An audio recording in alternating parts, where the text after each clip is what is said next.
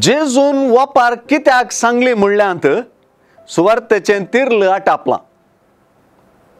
आपण नीतिवंत म्हूण चिंतून आपणाचेरच पातयेव नासलेल्या आनी हेरांची बेपरवा करतल्या थोड्यांक जेजून ही वपार सांगली म्हणचेंच हें तिरल। लुकाची सुवार्ता जेजूचे वपारींत देवाक आनी मनशाक मानवूंच्यांत फारिजेवाची सलवणी विवरिता।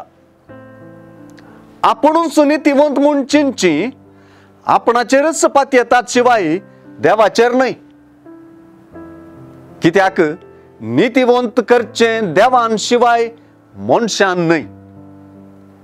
हेरांची बेपरवा करचें नीतिवंताच्या व्याख्यानाकच विरोध वेता।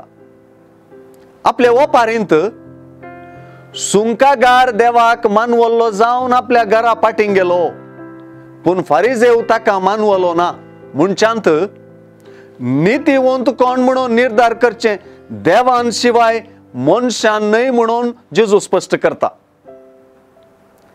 आपल्या मागण्यांत आपणाचीच बडाय उलयल्लो फारिजेव आपूण हेरांच्या गी बरो म्हणलें रुजू करूंक पळयता, पूण सुंकागारान सुवार्थेचो संदेश आपलो केल्लें दिसून येता।